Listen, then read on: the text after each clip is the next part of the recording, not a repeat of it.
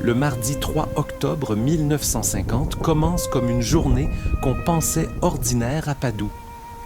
Le village s'éveille doucement, entouré de champs déjà bien avancés pour la récolte. Le vent souffle, la température était plutôt chaude pour la période de l'année et l'automne s'installe. Les habitants s'affairent aux derniers travaux avant l'hiver.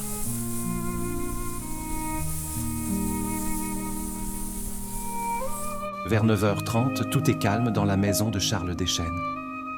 Soudain, un court-circuit provoque une étincelle. Le feu prend rapidement.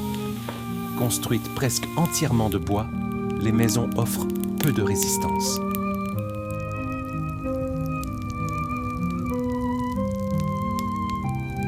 En quelques instants, l'incendie s'étend à toute l'habitation et s'élève en colonne de fumée au-dessus du village. Du haut du presbytère, le curé Albert Lamontagne aperçoit les flammes.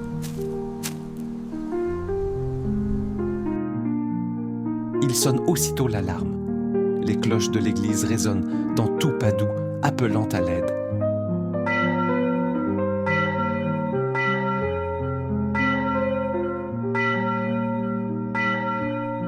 Mais le vent souffle fort. Très vite, d'une maison à l'autre, le feu progresse. Les pompiers de Montjoly, de Saint-Angèle et de Saint-Noël arrivent en renfort.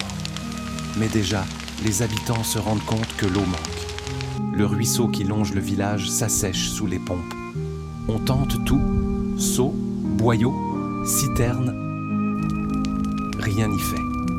Le brasier gagne du terrain insatiable. La salle paroissiale est détruite, bientôt suivie d'une bonne partie de l'est du village. Le vent pousse les flammes toujours plus loin. Elles franchissent même plus de 800 mètres et vont incendier une grange dans le 8e rang. Partout, on tente de sauver les maisons encore intactes, mais l'incendie est trop puissant. Quand le feu finit par être maîtrisé en fin d'après-midi, le spectacle est désolant.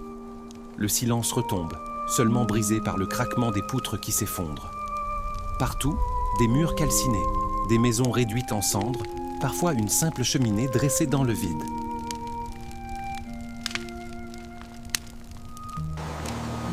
Le soir venu, les habitants contemplent les décombres. Incrédules, ils découvrent ce qui fut leur village quelques heures plus tôt. Le lendemain, la fumée s'élève encore des restes carbonisés. Au total, 17 maisons, 2 granges et une boutique ont disparu. Près de 150 personnes sont désormais sans logis. Les voisins s'organisent, les corvées se multiplient. Chacun apporte son aide.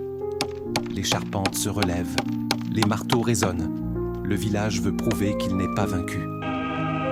À Noël, 5 familles célèbrent déjà les fêtes dans une nouvelle maison. Et 1 an plus tard, tous les sinistrés avaient retrouvé un toit.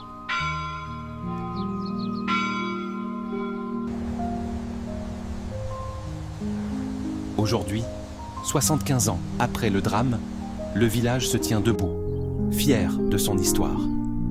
Le 3 octobre 1950 reste une date gravée dans l'histoire de Padoue, rappelant à tous le courage, la solidarité et la détermination de ses habitants.